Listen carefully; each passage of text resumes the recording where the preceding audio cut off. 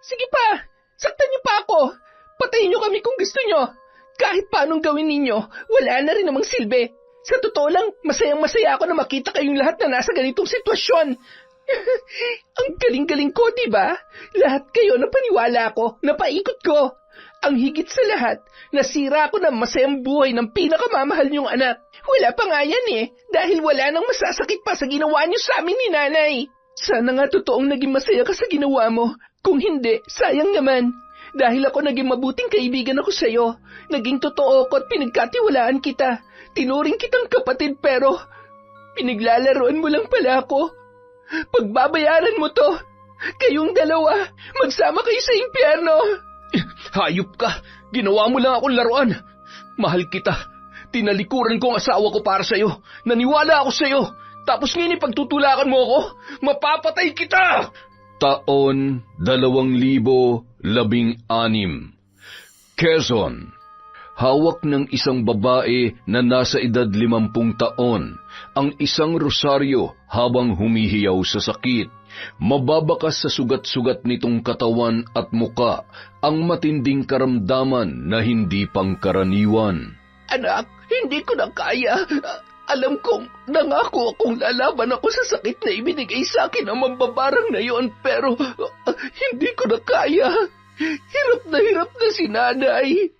Anak, ipangako mo sa akin na aayusin mo ang buhay mo. Huwag mo nang ulitin ang mga pagkakamali ko. Nay, hindi mo ako pwedeng iwan. Kailangan ko po kayo. Hindi ba gaganti pa tayo sa kanila? Sa ginawa nilang pagpapahirap sa'yo. Hindi tama to. Kailangan nila magbayad. Babalikan ko sila. Anak, nakikiusap ako. Kasalanan ko naman talaga kaya...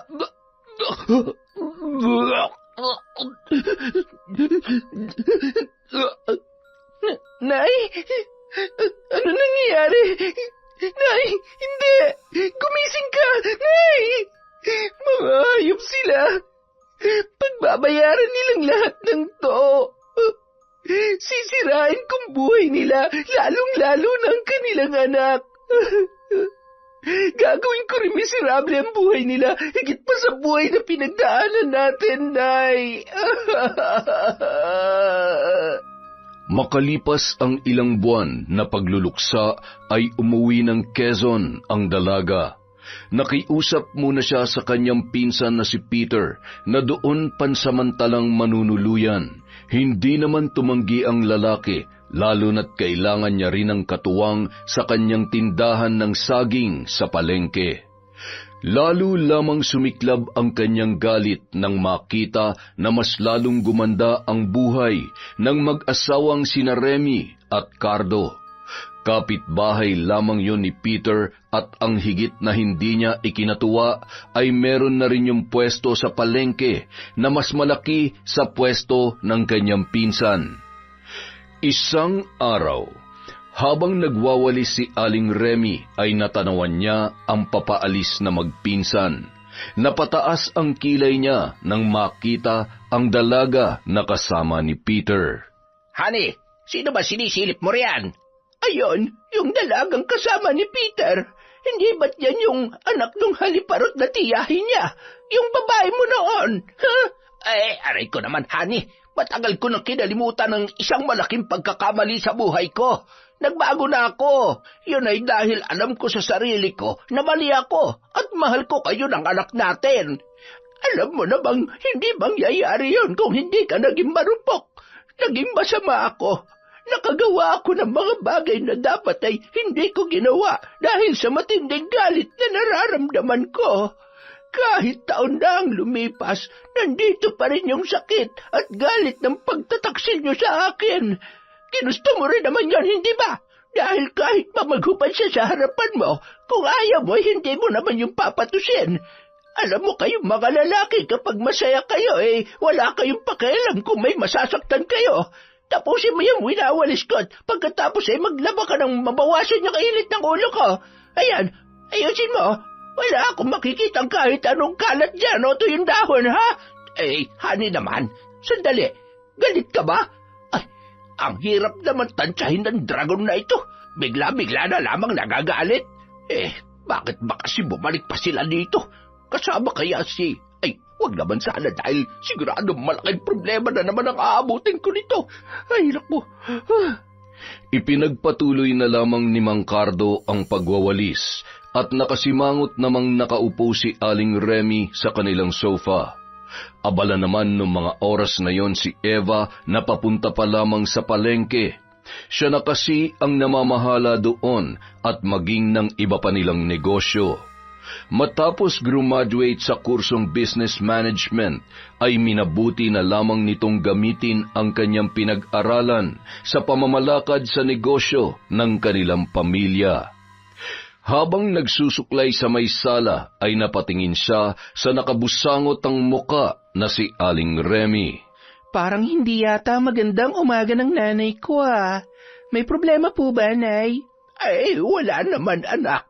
Nakita ko lamang yung anak ng naging kabit ng tatay mo noon. Yung babaeng halos ituring ko ng kapatid ay nagawa pa rin akong traidorin. Natatandaan ko nga po. Baka naman nagbabakasyon lang sila. Mga bata pa po kami noon. Siguro, mas makabubuti kung kalimutan na natin yon. Sa lagay ba makapambababae pa si tatay? Saan kaya siya huhugot ng lakas ng loob at kakapalan ng mukha na magpakita pa sa akin? Baka naman gusto nang humingi ng tawad. Tsaka sabi nyo, binarang nyo yon. Baka nandito sila para makiusap at alam nyo na. Nay, walang mawawala kung magpapatawad tayo, hindi ba? Hindi ko rin ikamamatay kung hindi ko siya patatawarin. Hindi ko na mababawi pa ang mga binitawang kong sumpa. At malabong buhay pa rin siya. Tibay naman niya. O kung sakali ba nabuhay pa talaga siya, siguro sadyang masamang damo lamang ang haliparot na yon, kaya hindi basta-basta namamatay. Si nanay talaga, relax lang po kayo. Huwag nang ma-stress. Ang importante, okay na kayo ni tatay at huwag na tayo magpapa-apekto pa sa kung anong nangyari noon.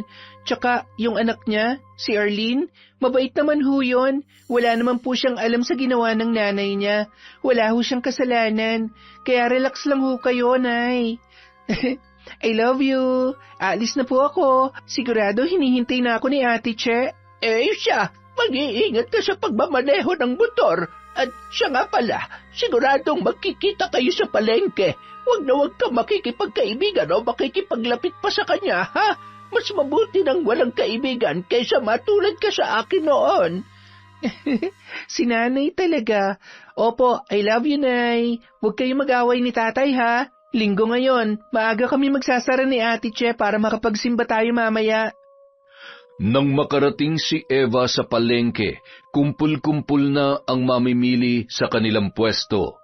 Maayos at napakaganda ng pagkakahinog ng mga saging na saba at iba pa, katulad ng lakatan at senyorita. Alam na ng kanyang tauhan na si Che kung paano ang magandang ayos na gustong-gusto ni Eva sa kanilang mga paninda. Napalingon siya sa napakaraming lalaki na nasa pwesto nila Peter at nakikipagharutan sa bago nitong tindera. Naku, madam, mukhang malakas sa tao ang bagong tindera ni Peter. Girlfriend niya ba yan? Hindi kagandahan pero grabe ang laki ng ako ang parang nabibigatan sa dinadala niya. Kaya tingnan mo naman ang mga bumibili. Mukhang hindi saging ang gustong papakin. Kayo talaga? Hayaan niyo at diskarte niya yan. Yung mga suki natin dito pa rin naman bibili sa atin. Pinsan yan ni Peter, hindi ko lang alam kung natatandaan niya pa ako. Siguro 12 years old siya nung umalis sila dito ng nanay niya. Ayan, sige, pili lang kayo mga pogi. Matamis yan at fresh na fresh. Mas fresh pa sa akin. Bili na kayo. Mga kuya, dito na kayo bumili. Mga ate, mami. Mas bago at matamis ang saging dito. Saba kayo dyan, mura lang. Pili lang. Huwag kayo dyan sa iba na mukhang hinog sa pilit at baka nabubulok na. Aba, pinariringgan ba tayo niyan? Gusto yatang... Anong pabulok bagong deliver lamang ito? Pigilan mo kung tuupakang kombruhang yan. Ate Che, wag mo na lamang pansinin. Hayaan niyo siya. Baka nagpapapansin lang. Tsaka si Peter na lang ho ang isipin natin. Alam niyo naman kung gaano kabait ang kaibigan ko na yan. Ay nako, sinabi mo pa. Wala ako masabi sa kabaitan ng taong yan. Magpinsan ba talaga sila? Mukhang malayong-malayo ang itsura at ugali. Ganun po talaga. Meron nga magkakapatid na hindi magkakamukha, diba? Yung nanay niya, kapatid din ng Tia Rosa. Yung nanay ni Peter. Oh, ayan ang mga suki natin. Mamaya na tayo magkwentuhan. Magandang umaga po, nanay. Pili lang ho kayo. Maya-maya pa, nagsidatingan na ang mga mamimili, dahilan para mainis si Arlene na makita na abala si Eva sa marami at matagal na nilang suki. Magpakasaya ka na dahil sisiguruhin ko na lilipat ang lahat ng yan dito. Uy, anong binubulong-bulong mo dyan? Ha? Ganto talaga kami dito. May kanya-kanyang customer, kanya-kanyang diskarte kung paano mapaubos ang paninda. Ay, siya nga pala, natatandaan mo pa ba si Eva? Siya yung kalaro natin noon. Oo, pwede ba naman makalimutan ko siya? Ang pinagkaiba lang noon, kaibigan ko siya. Maraming na nagbago at marami kong dahilan para hindi makipagmabutihan sa babaeng yan. Alam mo bang ang ina niya ang dahilan kung bakit namatay si nanay? Tumigil ka nga dyan. Di ba may malubhang sakit si Tia kaya siya namatay? Oo, sakit na dahil sa mambabarang na nanay ng Eva na yan. Di ba nga silang dahilan kung bakit kinailangan naming umalis dito noon ni nanay matapos niyang ipahiya? Ay, alam mo naman may kasalanan talaga ang nanay mo, hindi ba?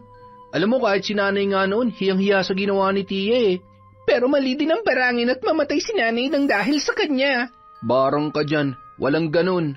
Ay nako, mahilig ka siguro sa horror no. Tsaka huwag kang gagawa ng kalokohan at makikipag-away ha. Ayaw ko ng gulot sakit ng ulo dito. Malas yun sa negosyo. Tsaka mabait na kaibigan si Eva at ayaw kong mamagitan sa inyo kapag nagkataon. Isa pa, hindi kita kukonsintihin. Ang mali, mali. Naintindihan mo? Oo na nga lang. Ay, hi Pogi, pili lang. Ito mas hinog at mas malalaki kesa dyan sa napili mo. Oh, oo nga no. Mukhang napakalaki nga niyan, miss ah. Napailing-iling na lamang si Peter nang marinig ang sinabi ng lalaki, lalo na nang nagawa pang makipagharutan ng kanyang pinsan na si Arlene. Bukas huwag ka na magsusuot ng ganyan ha, kita na yung kaluluwa mo. Gusto mo bang pagpiestahan ka ng mga... Ano ka ba naman? Hindi mo ba napapansin? Ang dami-daming bumibili dahil sa outfit ko. At saka, bagay naman sa akin ang sexy ko nga eh. Arlene, ano ka ba? Iba ang sexy sa...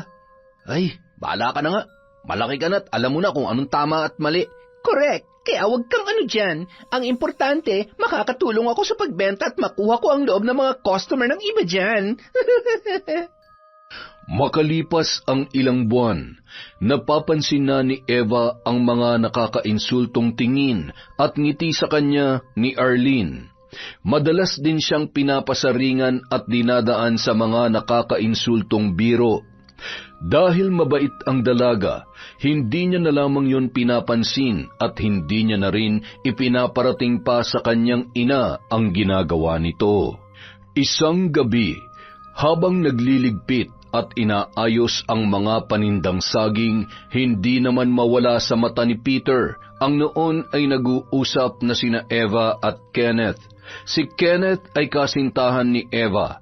Bago umuwi sa kanilang bahay pagkatapos ng trabaho, madalas niyang binibisita ang dalaga sa pwesto nito sa palengke.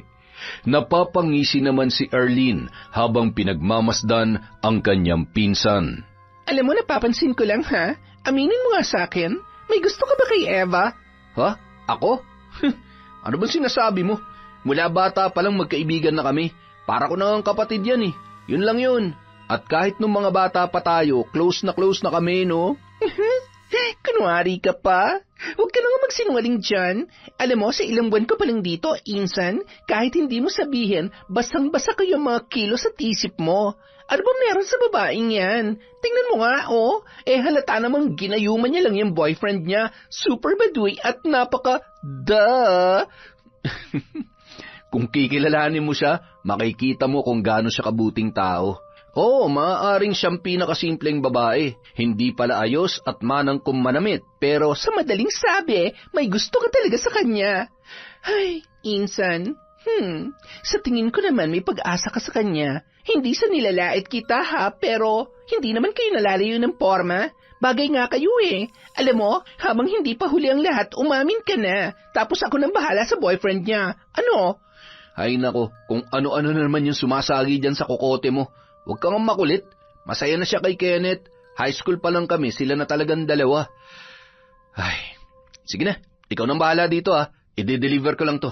Tapos uuwi na ako sa bahay. Kaya ikaw na lang ang magsara. Dala ko na yung benta ngayong araw. Kung may bibili pa, itabi mo na lang muna dyan. Oo na, sige na, umalis ka na. Bago ka pa mamatay sa selos. Sira. Agad nang umalis si Peter at patuloy naman sa pag-aayos ng mga natitirang paninda si Arlene. Samantala, nagpaalam si Kenneth kay Eva nung mga oras na yun. Halos kalahating oras na rin kasing nakatambay ang binata at tumutulong din sa paisa-isang bumibili. Ang bilis talaga ng oras kapag magkasama tayo. Sige na, umuwi ka na at siguradong hinihintay ka na sa inyo. Oo, tingnan mo. Tumatawag na nga si nanay. Hindi ka pa ba magsasara? Medyo maaga pa naman at hinihintay ko pa si nanay at tatay. Papunta na rin sila para sunduin at tulungan ako magsara. Pinauwi ko kasi na maaga si Ate Che dahil mag-aasikaso pa raw siya sa bahay nila. Alam mo na, may mga anak na kailangang intindihin. Napakabait naman talaga ng girlfriend ko. Sayang naman, hindi ko na mahihintay sila nanay at tatay. Di bale, pupunta na lang ako sa bahay ninyo sa linggo ng gabi. Pakisabi na lang sa kanila, ha? Sige, wala namang problema. Sasabihin ko sa kanila mamaya. Sigurado, mamimiss ka rin naman nila at matutuwa ang mga yon, lalo na si tatay. Sila lang? Eh ikaw, hindi mo ba ako mamimiss? Paano naman kita mamimiss wala namang araw na hindi tayo nagkikita. Grabe ka naman. Ako nga, ilang oras lang kitang hindi makita at makausap pero sobrang miss na kita eh. Sus, oo na. Huwag ka na magtampo. Sige na, sobrang miss na rin kita. Sige nga, kung miss mo ako, kiss mo nga ako. Che, umuwi ka na. Gusto mo bang pagchismisan tayo ng mga tao dito? Sige na, utang na muna yung kiss na yan. Bye, I love you. Ay, sige na nga. Basta may utang ka sa akin ha. I love you too. Mag-iingat kayo pag-uwi. Ikamusta mo ako kina nanay at tatay? Nakangiting kumakaway at nakatanaw pa rin ang dalaga sa noon ay naglalakad ng papalayo na si Kenneth. Nakataas kilay naman si Arlene habang pinagmamasdan si Eva. Nakakairita talaga. Magpakasaya ka na, Eva. Pasasaan ba't isang araw mapapasakin din ang boyfriend mo? Aba, ngayong nandito na ako, kukunin kong lahat ng meron ka. Wala akong ititira sa'yo. Sisiguruhin ko na magiging mas matindi pa ako sa barang na ikinabit ng ina mo sa nanay ko. Bandang 9:00 ng gabi, matapos isara ni Arlene ang kanilang pwesto sa palengke, tinititigan niya ang kabilang pwesto at nakangiting naglakad-lakad papunta sa tapat ng tindahan ng saging ni Eva. Nang mapansin ng dalaga na nakatayo sa may harap ng kanyang pwesto si Arlene, nagpanggap na lamang yun na abala sa kanyang ginagawa. Hindi niya kasi malaman kung bakit mula nang dumating yon, madalas na siyang pinag-iinitan at pinaparinggan. Wow, busy naman masyado. Hindi ka pa ba magsasara? Aba, 9:00 na. Pati nga mga langaw patulog na. Baka naman masyado ka nang yumaman yan. Sa bagay, ang dami-dami mo pa kasing paninda. Hirap talaga kapag maraming kakumpetensya, no? Buti na lang talaga mas lalo pang lumakas ang benta ni Peter ngayon. Kita mo naman kung paano ako makitungo sa mga customer. Ay, pagod ako. Parang hindi ko na yata kayang tiisin ang ugali nito. Sinusubukan niya yata ako, ah. Huwag ka, anak ako ng nanay ko. Oo, kita ko naman. Ang galing-galing mo nga eh. Hindi ko nga alam kung saging ba talagang binibenta mo o yung pakwan mo. Ay, binibenta mo ba yan? O ibinibigay mo ng libre? Kasalanan ka ba kung pinagpala ako? Kesa naman sa iba na napabayaan ng sarili. Tsaka, alam mo yon, malilito ka kung dibdib ba talaga yan o likod. Pakiramdam ko nga kapag magkausap tayo, lagi mo na lang ako tinatalikuran eh. Alam mo yon, para ako nakikipag-usap sa lumang pader. Alam mo, hindi ko maintindihan kung bakit ka nagkakaganyan. Naghahanap ka ba ng away? Pwes, wala akong balak na patulan ka. Tsaka, hindi ako nakikipagkompetensya sa'yo. Kahit walang bumili sa akin maghapon at kahit mabulok tong mga paninda ko, wala ka nang pakialam doon. At pwede ba tigilan mo yung pamimintas mo dahil maliban dyan sa dibdib mo, ano pa bang may pagmamalaki mo? Ha? Buti pa umuwi ka na. Manalamin ka mula ulo hanggang mukhang paa.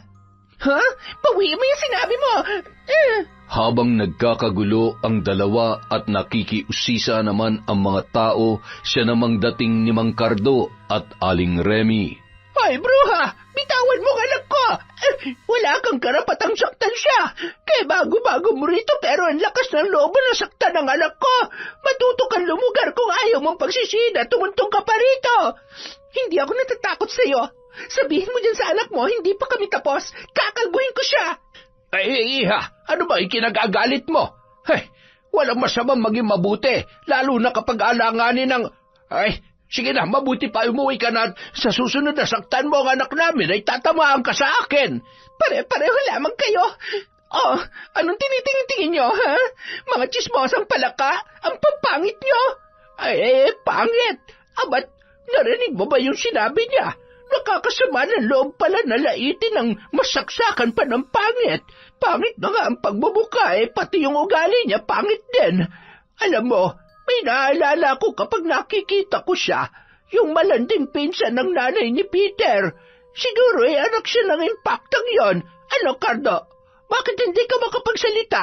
Naalala mo ba kung paano mo ako pinagtaksilan noon? Huwag nang alangat, baka tamaan ka pa sa akin. Sorry po, Nay.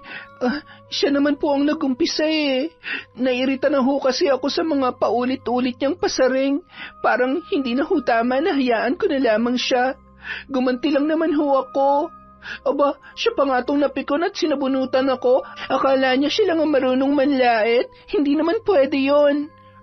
Sa susunod ay mag-iingat ka, ha?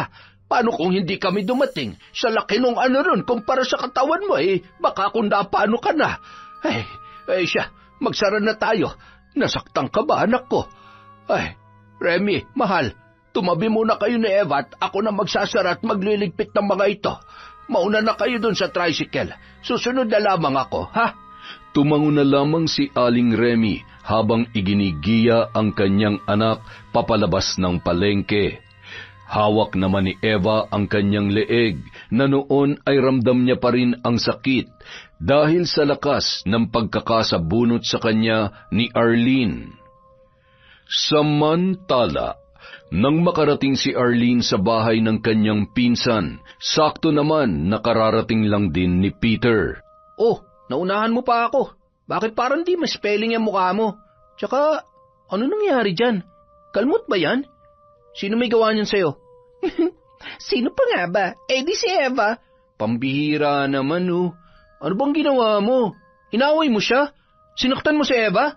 Kita mo na nga ako tumisugat tapos sa kanya ka pa nag-aalala? Baka nakakalimutan mo na akong pinsan mo. Akong kadugo mo. At sa ganitong sitwasyon, ako lang dapat ang kinakampihan mo. Hindi naman sa may dapat akong kampihan pero sigurado akong hindi mangyayari yan kung hindi mo siya inumpisahan. Ano ba kasi nangyari?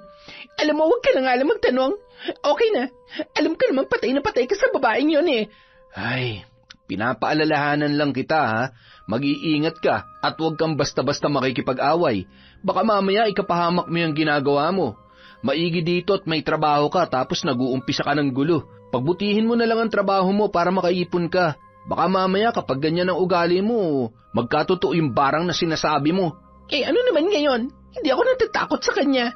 Kung babarangin niya man ako, di go. Bibigyan ko sila ng mas malaking dahilan para gawin yon. Sa susunod, hindi lang yun ang aabutin niya sa akin. Sinasabi ko sa'yo, kung ano man ang pinaplano mo, wag mo nang ituloy. Sige na, gamutin mo na yung sugat mo nang makapaghapunan at makapagpahinga na tayo. Agad namang tumungo sa banyo ang dalaga at doon pinagmasdan niya ang kanyang sarili sa salamin. Pagkatapos ay hinugasan ang kanyang sugat sa braso, dala ng kalmot, sabay ngumisi. Nagsisimula pa lang ako. Pasasan ba't makakaganti rin ako sa'yo? Wala nang masasaya pa na makita ko ang anak ninyo na nahihirapan, nagmamakaawa at maging miserable. Ipaparanas ko sa inyong sakit na pinagdaanan namin ni nanay. Matapos maghilamos, nagmadali na siyang lumabas sa kanyang kwarto. Sakto namang nakahain na si Peter ng kanilang hapunan. Halika na, kain na tayo. Bumili na lang ako ng ulam. Mauna ka na. Magpapahangin lang muna ako sa labas. Ay, sige.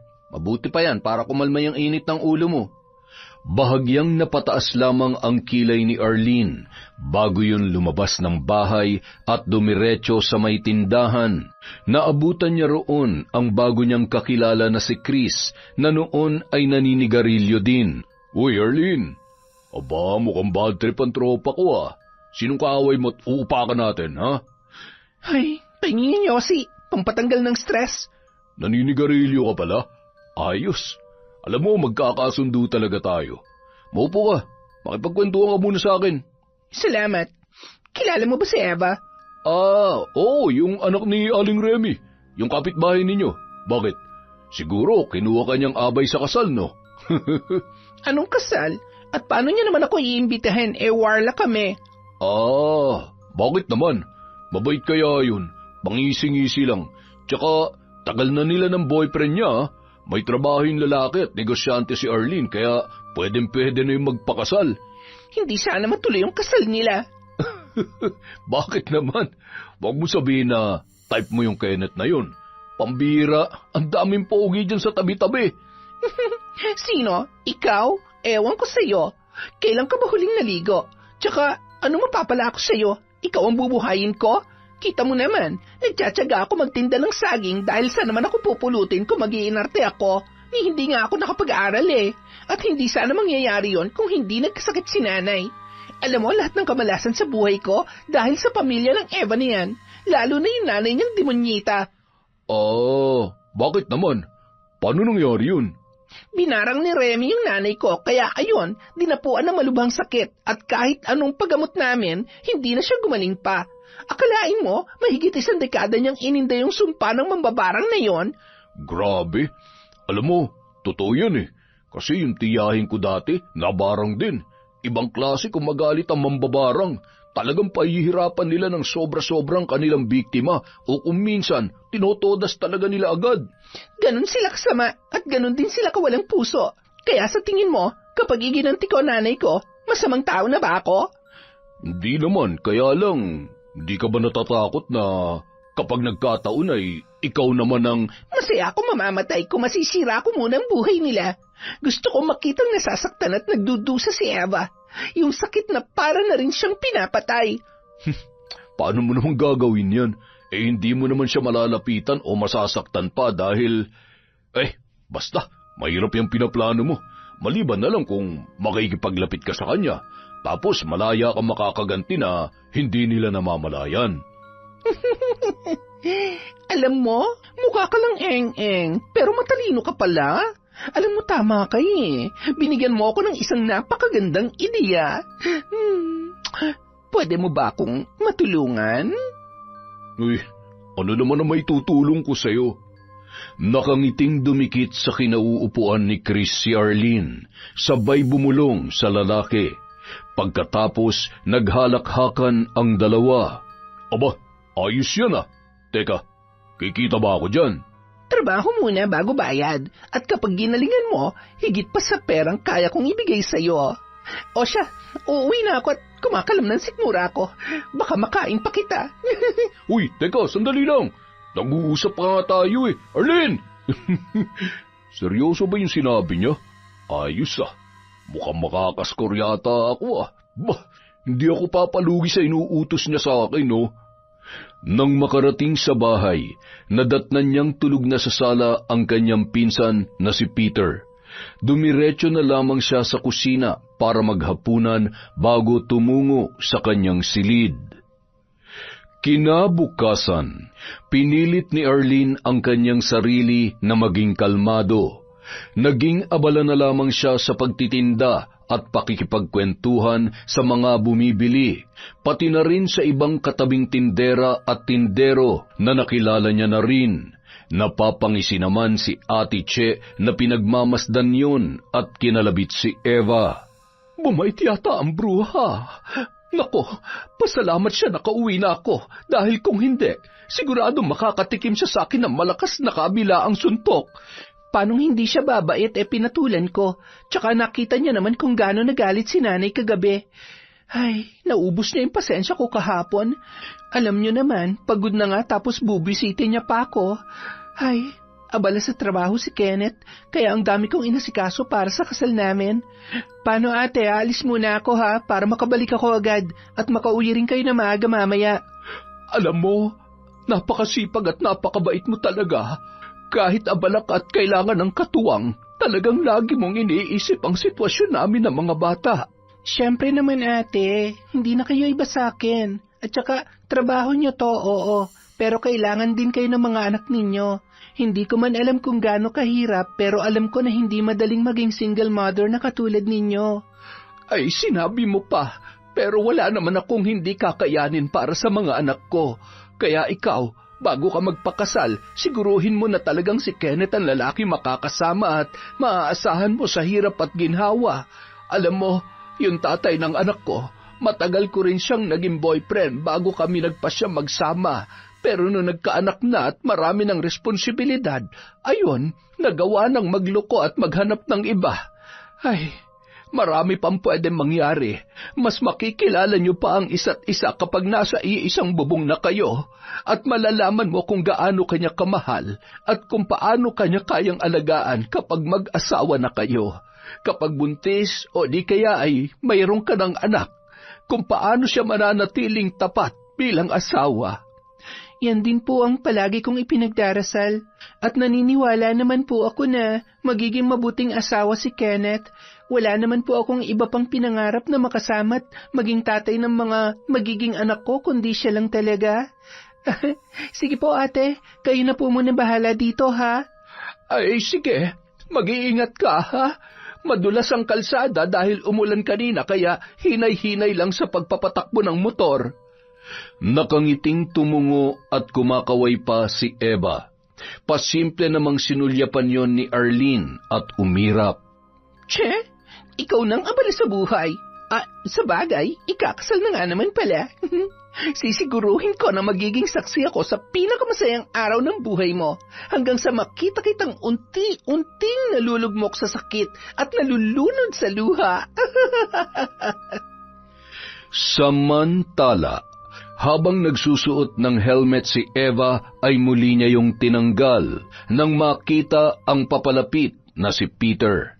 Oh, saan ka galing? May inasikaso lang. Siya nga pala, pasensya ka na sa pinsan ko ha.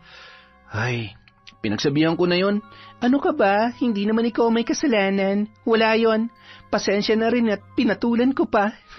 Siya nga pala, abay ka sa kasal namin ni Kenneth ha?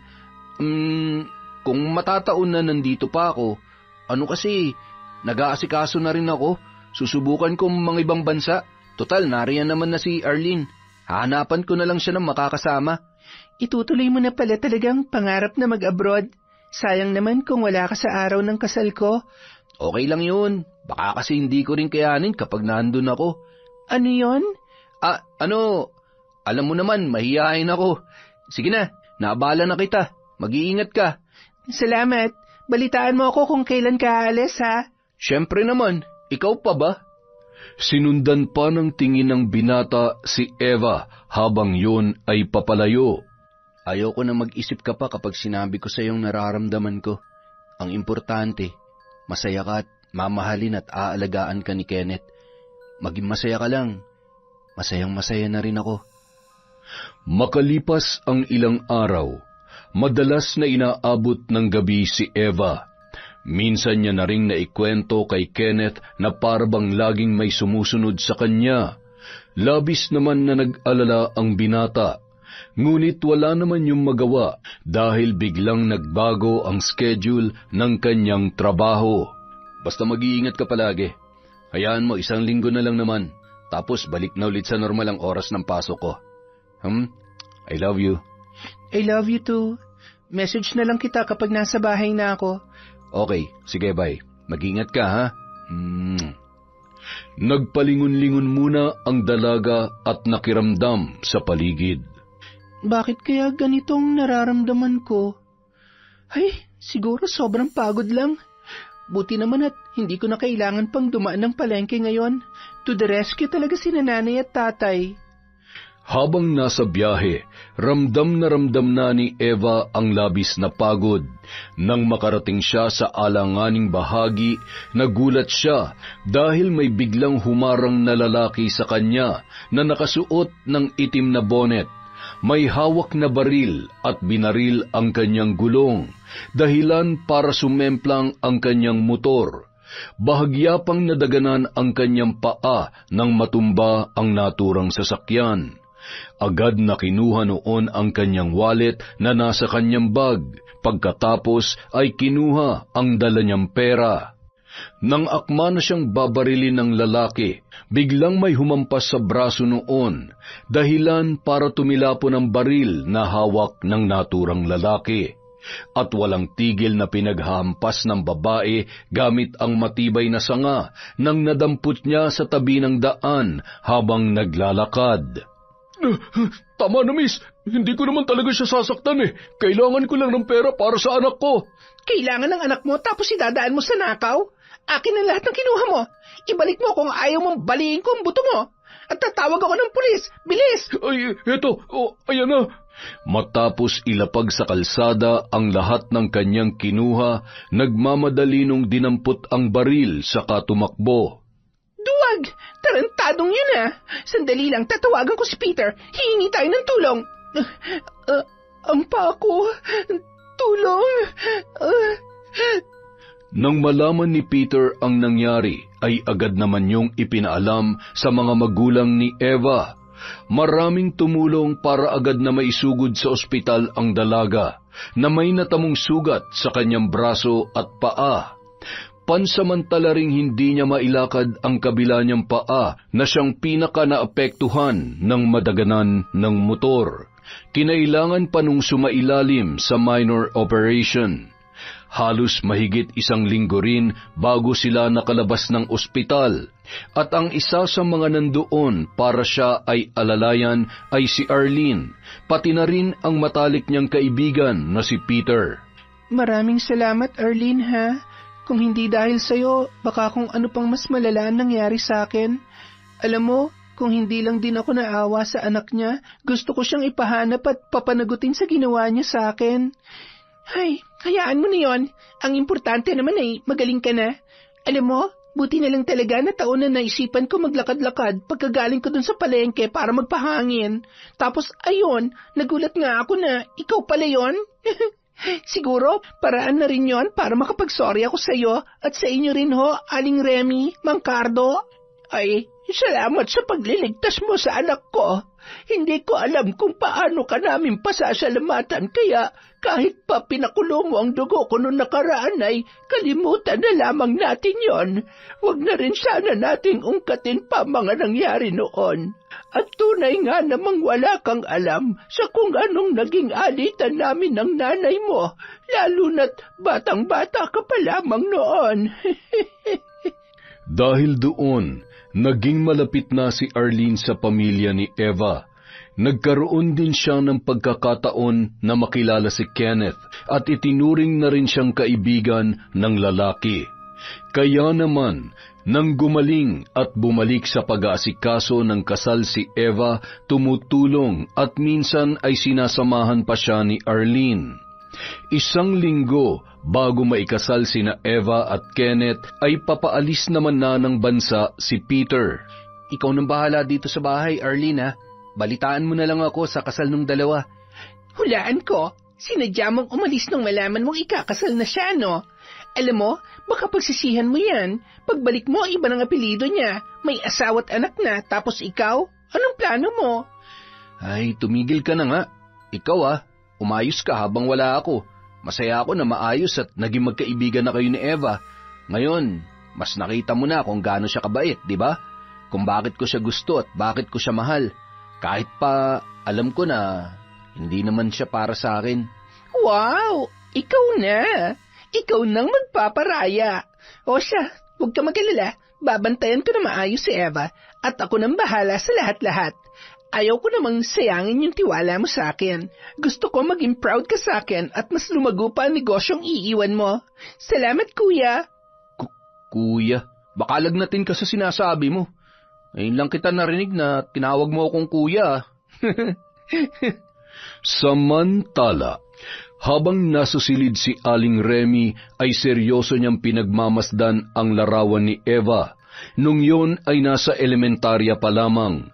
Hindi niya mapigilang maging emosyonal nung mga sandaling yon, nang bigla namang pumasok ang kanyang asawa na si Cardo.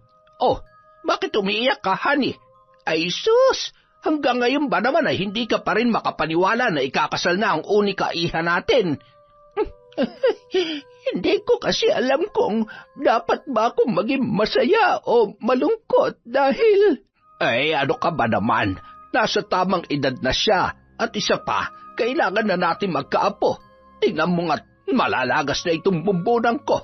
Hindi na nga ako makapaghintay Siguradong maganda at pogi ang anak nila kasing ganda ng lahi natin. Natatakot lamang ako. Alam mo namang hindi ganong kadali ang pag-aasawa. Maraming pagsubok. Handa kaya ang anak natin? Kakayanin niya ba? Kakayanin nila yan. At nandito naman tayo para gabayan sila. Tsaka mabait naman si Kenneth. Siguradong magiging responsable na asawa siya para kay Eva at tatay sa magiging anak nila. Ay, dapat lamang dahil kung hindi ay babawiin ko ang anak natin o di kaya naman ay talagang makakatikim siya sa akin. Hindi bali nang ako masaktan at mahirapan, wag lamang ang ating anak. Hindi ko yung kakayanin, Cardo. Ikaw naman oo. Ako rin naman. Walang sino man magulang ang gugustuhin na maghirap ang kanilang anak. Kaya kung may hinihiling man ako sa kabila ng mga kasalanan ko sa iyo noon, hindi niya nawasapitin ang ginawa kong panloloko sa iyo. Ay, sana nga. Dahil baka pati ikaw mabarang ko. Hindi ako makakapayag na ang anak mo magbabayad sa pagiging babaero mo noon, Jessica. Aray ko naman, honey. Bigla-bigla na lamang umiinit ang ulo mo. Teka nga, dinatnang ka na ba? Di kaya buntis ka? Abay, masusundan na ang panganay natin. Sira ulo ka talaga. Saksakan ka ng harot. Hindi ka na nga makaisa Nangangahas ka pa. Tsaka, matanda na ako. Ano ka ba? Magluto ka na nga at nagliligpit pa ako rito. Dito mag-aaponan si Kenneth. Ipagluto mo ng masarap. Madali ka. Oo na. Sakit nun Tapos uutusan pa ako. Lintik naman na buhay ito. Kaya astig-astig ng pangalan ko. Pero daig pa ako ni Andres sa sobrang angas ng misis kong ito. Ay nako. Ano sinasabi mo riyan? Wala. Sabi ko nga magluluto na ako. Paglipas ng mga araw, hanggang sa dumating na ang pinaka-espesyal at pinakahihintay na magkasintahang sina Eva at Kenneth. Labis pang natuwa si Eva nang surpresang ibinigay sa kanya ni Kenneth ang susi ng bagong bahay na ipinatayo nito para sa kanilang bubuuing pamilya. Pinaiyak mo naman ako, love Hindi ko ina-expect to. Thank you, Masayang-masaya ako at napakaswerte ko dahil ikaw ang unang lalaking minahal ko at ikaw magiging tatay ng mga anak ko. Pangako, hindi ako mapapagod na maging mabuting asawa sa iyo. Mas maswerte ako sa iyo, love. Dahil mula nun hanggang ngayon, lagi mong pinaparamdam sa akin kung gaano mo ako kamahal. Sobrang proud ako na asawa kita. Mahal na mahal kita, Eva. Makalipas ang ilang buwan, mula nang sila ay maikasal, masayang-masaya ang mag-asawa na agad silang biniyayaan ng anak. Ngunit hindi naging madali para sa babae, lalo na't naging maselan ang kanyang pagbubuntis. Sabi ko naman kasi sa'yo na kailangan mong magpahinga. Hayaan mo na yung mga tao mo. Sa tagal na nilang nagtatrabaho sa'yo, imposible naman na hindi nila magagawa ng tama ang trabaho nila. Alam ko naman yon, love. Hindi lang kasi ako sanay na nandito lang sa bahay at walang ginagawa. At saka, wala naman akong nararamdaman nung nakaraan eh.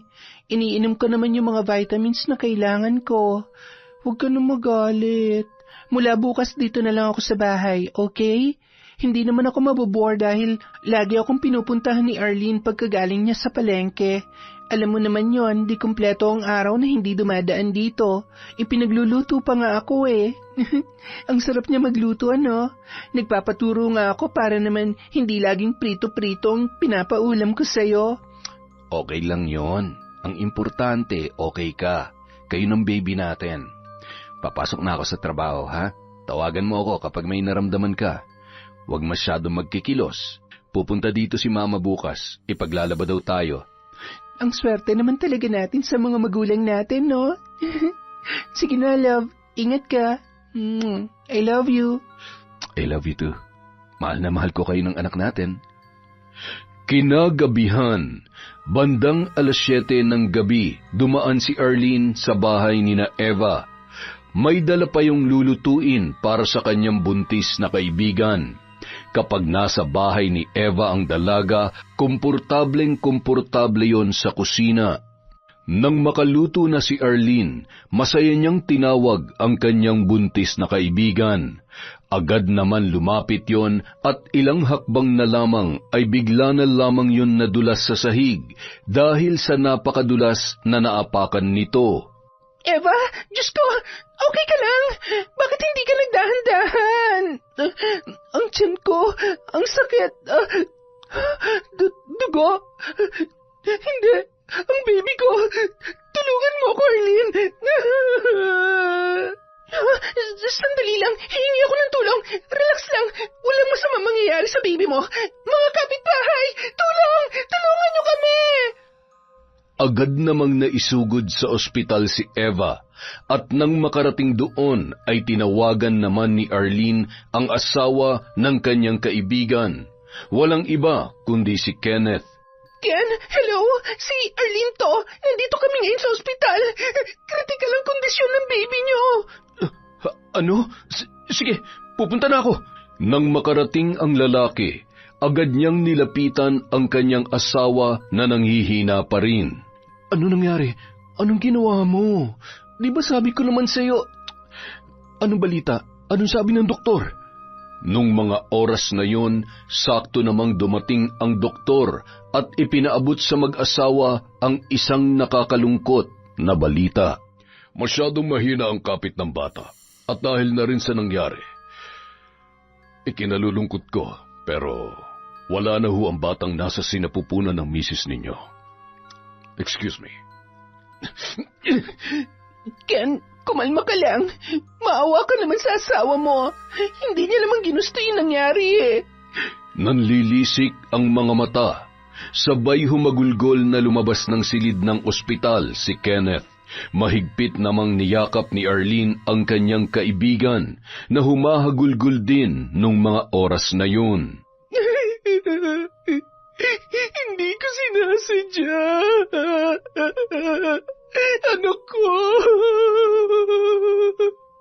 Ang baby ko. Dahil sa pangyayaring yon, unti-unting nagkaroon ng lamat ang pagsasama ni na Kenneth at Eva. Madalas hating gabi na kung umuwi ang lalaki. Hindi rin siya gaanong kinakausap noon at pinakikitunguhan ng maayos. Isang araw, bandang 11:00 ng gabi. Hanggang kailan ka ba ganito? Kenneth, kung galit ka sa akin, kausapin mo ko. Napapagod na ako manghula sa kung ano ba talagang nangyayari sa atin. Seryoso ba? Ginagawa mo to dahil akong sinisisi mo sa nangyari sa baby natin? Sa tingin mo ba ginusto ko yon? Hindi lang ikaw ang nawalan. Ako nagdala sa bata ng ilang buwan kaya kung nasasaktan ka, mas nasasaktan ako. Huwag ka na nga magdrama. Tanggapin mo na lang na naging pabaya ka. Wala kang kwentang ina. Ang dami mo kasing gustong patunayan eh. Ang dami mong gustong gawin, kaya ayun, mas pinili mo pa mapahamak yung anak natin. Hindi totoo yan. Alam ng Diyos na hindi totoo yung sinasabi mo. Paano mo nagagawa sa akin to? Mag-asawa tayo, dapat magkaramay tayo sa lahat ng problema. Hindi yung ganito. Tapos sasabihin mo wala akong kwenta. Ano bang gusto mo mangyari, Kenneth? Nagtanong ka pa talaga? Hindi pa ba obvious? Pinagsisisihan ko na nagpakasal ako sa iyo. Maliban sa pagpapatakbo ng negosyo, sa pagtitinda ng saging o kung ano-ano pa, lintik na yan o. Di ka pa naman pala handang mag-asawa ni hindi mo kaya magluto ng masarap, maglaban ng damit na kasing linis ng laban ng nanay ko. Wala kang karapatang sumbatan ako. Ang kapal naman ng mukha mo. Baka nakakalimutan mo na kung hindi dahil sa negosyo ko, hindi mo suot ang uniformeng yan. Huwag mo akong sasagarin, Kenneth. Bakit? Anong gagawin mo? Sa tingin mo may mahahanap ka pang lalaki na magtsatsaga sa'yo? Kung ako nga sinusuka na kita eh. Yung iba pa kaya? May paiyak-iyak ka pa dyan? Ano, magsusumbong ka sa nanay at tatay mo? Sige, umuwi ka, magsumbong ka. Para kunin ka na nila at malaya na ulit ako katulad nung dati. Ngayon, di ka makapagsalita dyan. Bakit? Natatakot ka? Nakakasira ka lang ng gabi. Kinabukasan, maaga pa lamang nasa bahay na ng kaibigan si Arlene. Agad na inusisa si Eva nang mapansin na malungkot yon at namumugto pa ang mga mata. Anong nangyari sa'yo? Uy, umiyak ka ba? Nag-away ba kayo ng asawa mo? Huwag na lang sana itong makakarating kina nanay at tatay. Mag-aalala lang ang mga yun. Ang sakit ng ulo ko. Hindi ako makatulog. Ang dami kong iniisip. Sa tingin ko, malabo nang mapatawad pa ako ni Kenneth. Hindi na namin maaayos ang relasyon namin, Arlene.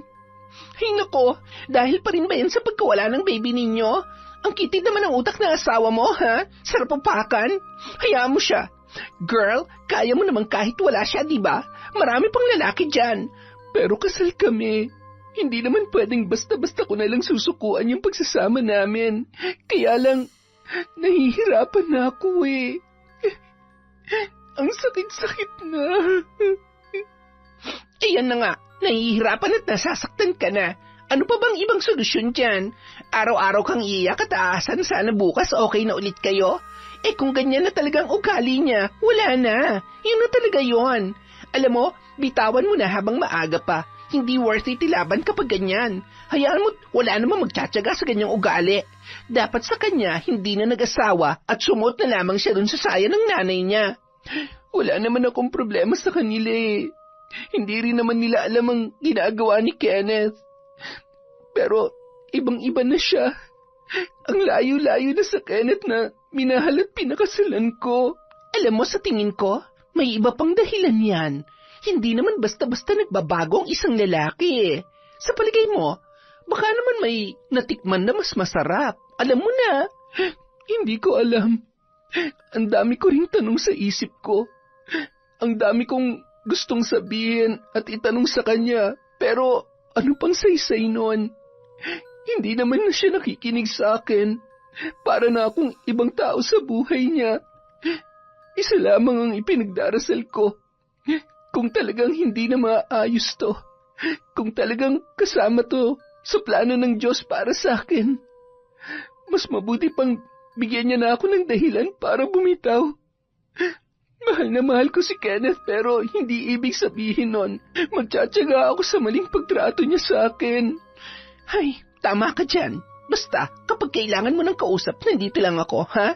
Gusto mo gala tayo minsan para malibang ka naman? Salamat, Arlene, ha? Sa ngayon, nagpapakaabala na lamang ako sa negosyo. Bahala na. Parang ang gusto ko nang umuwi kina nanay, kaya lang baka makahalata sila at lalo lamang maging magulong sitwasyon eh. Kung sa bagay, hanggat kaya mo pa, tiis-tiis muna.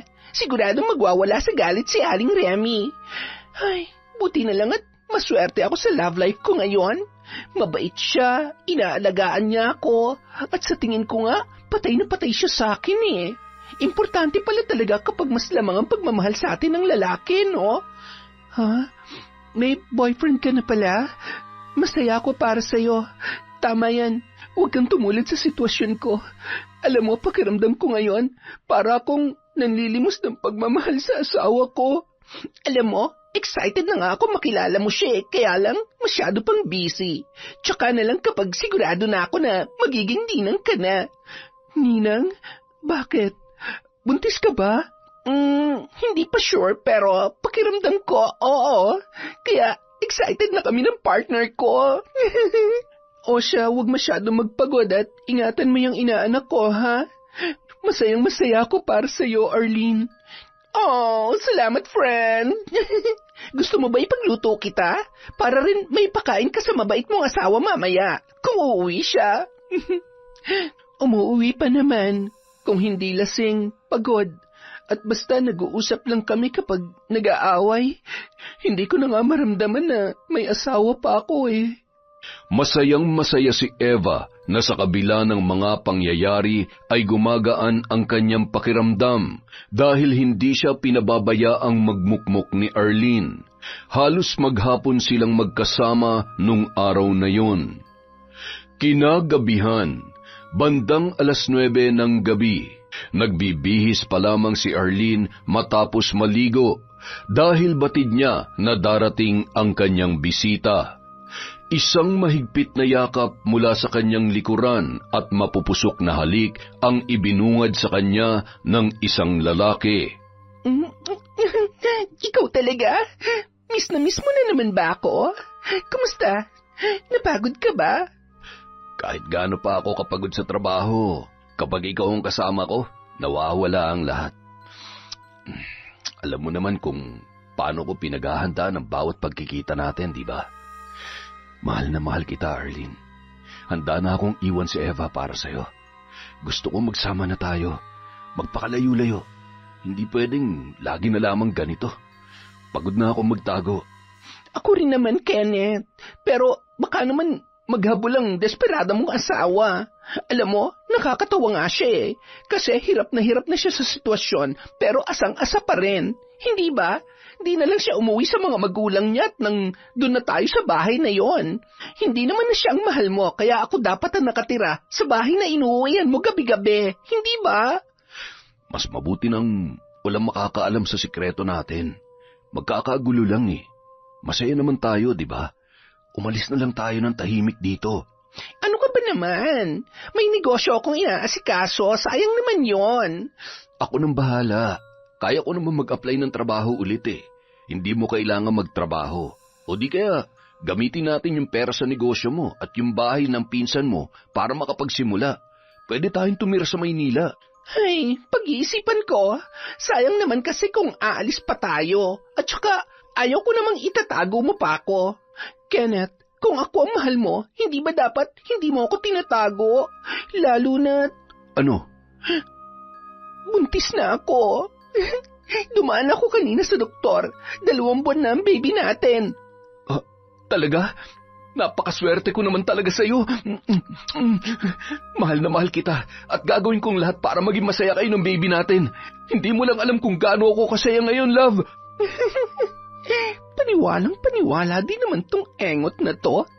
Bagay nga kayo ni Eva, pareho kayong saksakan ng utu-uto. Ay, sorry Eva.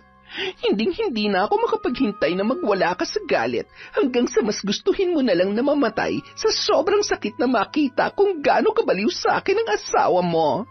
Mainit na pinagsaluhang muli ni na Arlene at Kenneth ang gabing yon. Inabot na ng madaling araw bago nagising at nakauwi ang lalaki. Sakay ng kanyang motor, palinga-linga siya upang masiguro na walang makakakita sa kanya, lalo na't kapitbahay lamang ni Arlene ang mga magulang ni Eva. Nung mga sandaling yon, palakad-lakad si Mang Cardo sa labas ng kanilang bahay dahil hindi siya makatulog.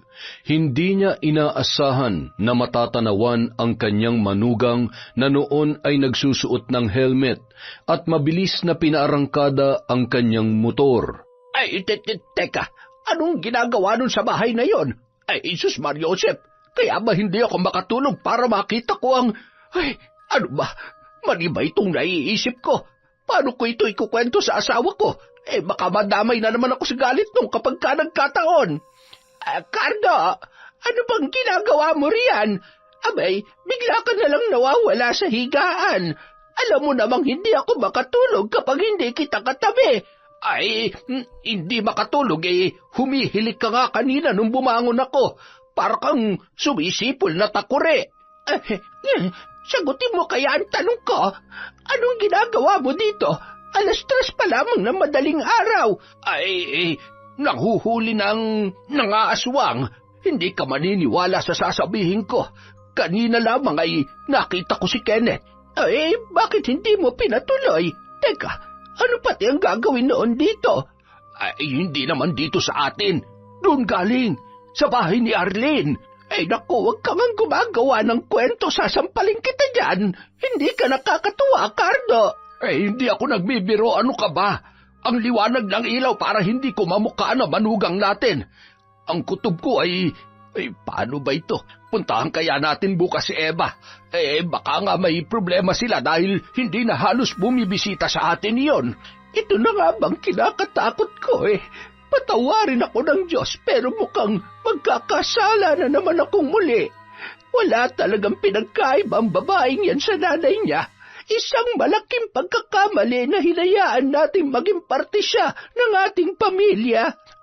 Huminahon muna tayo. Hindi naman tayo nakakasiguro pa. Ano gusto mong isipin natin, ha? Na nakainom lang sa kanya ng tubig si Kenneth ng ganitong oras. Naglaro sila ng bahay-bahayan. Dumayo pa talaga dito. Samantalang yung asawa niya walang kaalam-alam. Napakahuhusay niyo talagang mambabae, ha? Umanda sila sa akin. Naku, patay. Siguradong malaking gulo na naman ito. Isang gabi, natatarantang nagtungo si Eva sa bahay ng kanyang mga magulang. Sakay ng motor, agad niyang ipinarada yon sa tapat ng bahay at lakad-takbong pumasok doon. Napaupo siya sa sala nang makita na maayos naman ang lagay ng kanyang nanay at tatay. Nay naman, akala ko ba may masakit sa inyo? Oo, kanina. Masakit ang tiyan ko, pero okay na ngayon. Nay, nagsisinungaling kayo. Ano ba yon? Dahil ba matagal na akong hindi bumibisita? Ay, pasensya na ho, marami po kasi akong inaasikaso May inaasikaso o may pinagdadaanan? Anak, hindi mo kailangang suluhin yan.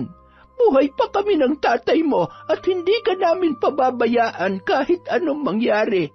Alam namin ang totoo. Na totoo?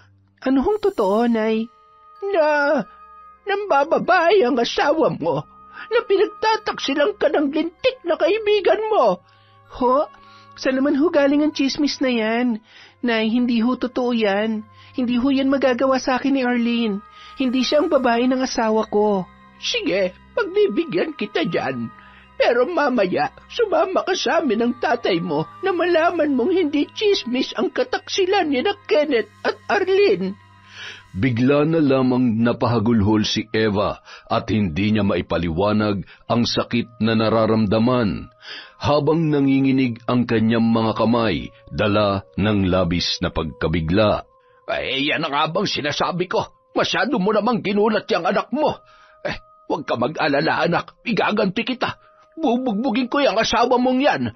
Siguruhin mo lang yan sinasabi mo, ha? Dahil kapag hindi mo nagawa, malilintikan ka sa akin. Kasalanan mo to Kung hindi ka ng babae noon, hindi to mangyayari. Pambihira naman buhay to, oo. Lahat na lamang ako na lang lagi ang may kasalanan. Pagsapit ng 11:00 ng gabi, nagkukubli ang mag-anak sa may halamanan habang hinihintay ang pagdating ni Kenneth. Kitang-kita ang mga bitbit na prutas at pagkain na binili nito para sa kanyang kabit. Kitang-kita ang masaya nitong mga ngiti habang binubuksan ang pinto. Gusto na sanang sumugod ni Eva nung mga sandaling yun, ngunit pinigilan siya ng kanyang nanay at tatay. Makalipas ang ilang minuto, dahan-dahan silang pumasok sa loob ng bahay at sumugod sa kwarto ni Arlene. Mabuti na lamang at hindi nakalak ang pintuan. Doon kitang-kita nila ang kataksilan na ginagawa ng dalawa. Eva, Nay, Tay, Mga hayop kayo! Napakasama nyo! Lalo ka na! Kakalbuhin kita! Traidor! Napakalandi mo! Halika dito! Aray ko! Bitawan mo ako! Ano pa? Ano? Masakit ba? Pasensya naman dahil baliw na baliw sa akin ang asawa mo. Aba, ibang klase ka rin talaga. Pinagmamalaki mo pa yan na hayop ka. Halika nga dito at akong kakaliski sa'yo. Ang kati-kati mo! Bitiwan niyo siya. Tama na. Umalis na kayo dito. Hindi tama ang ginagawa ninyo. Ganun ba? Huwag ka mag-alala. Aalis talaga kami dito, pero paisa muna. Ano ba? Sige pa! Saktan niyo pa ako! Patayin niyo kami kung gusto ninyo. Kahit anong gawin niyo, wala na rin namang silbi. Sa totoo lang, masayang-masaya ako na makita kayong lahat na nasa ganitong sitwasyon. Ang galing-galing ko, diba? Lahat kayo napaniwala ko, napaikot ko. At higit sa lahat, nasira ko na masayang buhay ng pinakamamahal niyong anak. Wala pa nga yan dahil wala nang masasakit pa sa ginawa niyo sa amin ni Nanay. Sana nga totoong naging masaya ka sa ginawa mo. Kung hindi, sayang naman. Dahil ako naging mabuting kaibigan ako sa'yo. Naging totoo ko at pinagkatiwalaan kita. Tinuring kitang kapatid pero pinaglalaroan mo lang pala ako. Pagbabayaran mo to. Kayong dalawa, magsama kayo sa impyerno. Tara Nanay, Tay, tama na ho yan. Baka hikain pa kayo. Huwag na tayo mag-aksaya ng panahon dito. Nang umalis ang mag-anak, dahan-dahan na bumangon si Kenneth mula sa sahig. Muntik na ako mapuruhan ni tatay Tatay talaga? Bakit kasi hindi ka lumaban? Duwag ka naman pala bakit naman ako lalaban? Matanda na yung tao tapos kasalanan naman talaga natin. Ay, kung sinunod mo na lang kasi sana yung gusto ko, hindi tayo aabot sa ganito. Ay nako, paano na yan? Okay ka lang ba? Wala ba masakit sa'yo? Okay lang ako. Alam mo, alalahanin mong sarili mo. Kasi ako, tuloy ang buhay ko. Ikaw? Teka, anong ibig mong sabihin? Buhay mo? Magkasama nating haharapin to. Paninindigan kita, kayo ng anak natin. Oops, dyan ka nagkakamali. Hindi mo pa rin pala gets. Sorry, pero lahat ng meron tayo ay parte lang ng plano ko. Tanga ka ba? Paano ako makikipagrelasyon sa'yo nagawa mo ang lokohin ng asawa mo? Ha? Pero paano anak natin? Pinagsasabi mo dyan. Hindi ako buntis, tanga. Kaya pala, ang kitid ng utak mo. Kasi ang hina mong umintindi. Umalis ka na nga't naalibadbaran ako sa'yo. Hindi naman kita kailangan Alis na! Hayop ka. Ginawa mo lang akong laruan. Minahal kita. Tinalikuran kong asawa ko para sa'yo. Naniwala ako sa'yo. Tapos ngayon ay pagtutulakan mo ako. Mapapatay kita! Bitawan mo ako! Hindi ko kasalanan kung marupok ka. Saksakan ka ng uto-uto. Umalis ka na dahil hindi na kita kailangan. Matapos kaladkarin palabas si Kenneth, isinara ni Arlene ng malakas ang pintuan. Tumungo yun sa kanyang silid at tiningnan ang kanyang mga kalmot, ang magulo niyang buhok at ang mga pasa dahil sa ginawa sa kanya ni Eva at ni Aling Remy. Sobrang sarap sa pakiramdam. Sa wakas, naipaghiganti ko na rin si Nanay. Mula sa pagkamatay ng anak niya at ngayon, tuluyang pagkasira ng pamilyang pinapangarap niya. Nakangiting binalikan ni Arlene ang araw na sinadya niyang lagyan ng langis ang sahig upang madulas si Eva at tuluyang mawala ang batang nasa kanyang sinapupunan. Makalipas ang isang buwan, tuluyan nang nagsara ang pwesto sa palengke na naiwan ni Peter sa kanyang pinsan na si Arlene. Maliban doon, ibinenta niya sa mababang halaga ang bahay ng kanyang pinsan. Wala namang kaalam-alam si Peter hanggang sa naikwento yon ni Eva. Pasensya na Kung nandyan ako, malabong mangyari yan dahil ako mismo susuntok kay Kenneth. Paano niya nagawa sa iyon? Ay, isa pa tong si Arlene. Natuwa pa naman ako dahil akala ko bumait na talaga. Hindi ko alam na pati pala ako pagnanakawan niya. Gusto kitang damayan sa mga pinagdadaanan mo ngayon. Pero ano naman magagawa ko? Napakalayo ko sa'yo. Basta, tatagan mo lang ang loob mo. Lilipas din ang lahat ng yan. Oo, kahit papano tanggap ko na sa sarili ko. Mas okay na to kesa umasa ako at sarili ko pang sisihin sa nangyayari. Akala ko kasi akong may mali. Ako yung may kulang at ako talagang may kasalanan. Hinayaan ni Kenneth na maramdaman ko yon habang siya pala tong... Ay, sige na, marami pa akong dapat asikasuhin. Mas mabuti na to kesa iniisip ko ang mga problema ko. Samantala, sa isang bahay sa Karatig Lalawigan, magkasama sina Chris at Arlene na nagpapakasasa sa pera ni Peter mula sa negosyo nito at sa pera mula sa bahay na kanyang ibinenta. Chris, dalhin mo ako sa doktor. Parang awa mo na. Kahit maubos pa lahat ng pera natin, hindi ako makahinga. Anak ng mga udat bulati ba mga yan? At saka, ano yan, insekto? Nakakadiri naman. Alam mo, hindi na biro yung sakit mo Hindi kaya binarang ka na rin ni Aling Remy. Yan kasi, antibay din ang sikmura mo Yung nanay mo nga, tinodas, ikaw pa kaya. Ay nako, idol mo ba yung nanay mo? Ewan ko sa'yo. Huwag ka na magreklamo. Kumuha ka na lang ng paraan. Hindi ako pwedeng mamatay. Ginawa mo pa akong utusan. Paano naman kita dadalhin sa ospital? Kakargahin kita? Yak, tingnan mo nga yung sugat sa katawan mo. Ang lansa-lansa mo kaya, tsaka kadiri ka. Nagawa ko ng lahat ng hiningi mo sa akin at nakuha ko na rin yung gusto ko. Kaya hindi na kita pagtsatsagaan. Matapang ka, di ba? Eh di kaya mo ng sarili mo. Baka pati ako makita nila, madamay pa ako. Teka, mukhang marami ka pang pera dito Sige, subukan mo lang.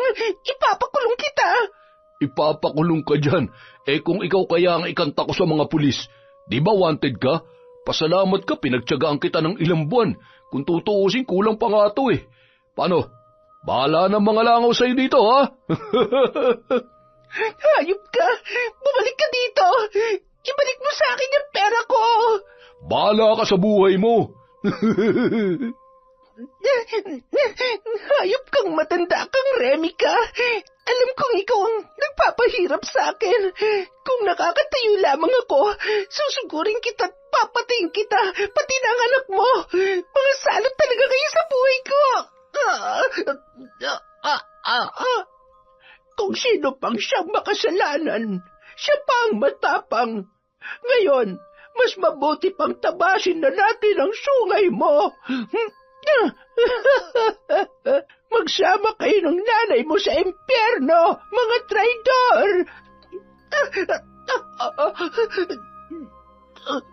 Hindi ko na kaya. Makalipas ang mahigit 1 linggo, natagpuan na lamang ang umaalingasaw na bangkay ng mga residente sa isang abandonadong bahay kung saan nagtatago si Arlene. Agad namang nakarating ang balitang yon kay Mang Cardo mula sa tindahan kung saan pinag-uusapan ang babae. Umuwi ang matanda para ihatid ang balita. Patay na. Natagpuan sa isang abandonadong bahay. Yun bang sasabihin mo? Alam na namin yan. Ay, yun nga. Akala ko pa naman alam mo ba kung ilang oras kang nakatambay sa labas? At kung anong oras na? Magsaing ka na at paparating na yung anak mo. Ay, akala ko naman kasi nagsaing ka na. Kaya nga ako tumambay dun Pambihira naman talagang buhay ito. Nagre-reklamo ka? Gusto mo bang isunod kita dito sa isa pang kukulaming ko? Teka, sino na naman ba yan? Sino pa nga ba? Di yung magaling mong manugang. Sige, galingan mo, ha? Ako nang bahala sa kusina. Tudasin mo agad. Hindi kita pipigilan. Sus, kung makapagsalita ka, akala mo naman hindi ka gumawa ng kalokohan noon. Noon yon. At yun sa akin 1 beses lamang. Kung hindi pa ako lasing, hindi ko naman papatulan yung pangit na yun eh. Huwag ka na magpalusot dyan. Pangit pala ha. Lalong kumukulo ang dugo ko sa'yo, Cardo. Sige na, lumabas ka na at isara mo na maigi ang pinto. Nang gabi ring yun, matapos maisagawa ni Aling Remy ang kanyang ritual, lumabas siya hawak ang isang itim na kandila. Nagulat siya nang makita ang lalaking nakaupo sa kanilang sala na naging dahilan para mabitawan niya ang kandila. Anong ginagawa mo dito? Ang lakas naman ng loob mo na magpakita pa. Gusto ko lang hong makausap si Eva. Gusto ko pong humingi ng tawad sa lahat ng mga kasalanan ko. Nagpadala ho ako sa tukso sa pagmamanipula sa akin ni Arlene, kaya sobrang nagsisisi na po ako. Parang awa niyo na po. Alam ko na kayo ang dahilan kung bakit hindi na ako gumagaling sa sakit kong ito. Tanggap ko naman po, pero bago ako mamatay, gusto ko sanang personal na humingi ng tawad sa inyo at kay Eva. Mahal na mahal ko pa rin po siya. Nagpapatawa ka rin, ano? Mahal na mahal? Matapos lahat ng ginawa mo, sasabihin mo na mahal mo ang anak ko. Nyek-nyek mo. Umalis ka na. Wala kaming panahon sa'yo. Maayos na ang lagay niya ngayon. Huwag ka mag-alala. Hindi ka pa naman siguro mamamatay sa sakit na yan. Di ba mas masakit kung makita mo na maayos ang buhay ng anak ko? At sana dumating ang araw na makahanap siya ng matinong lalaki na may paninindigan. Hindi katulad mo na walang kwenta. Sinasabi ko na nga ba? Ikaw nga, buti naman at hindi mo na ako pinahirapan pa. Tutuluyan na kita.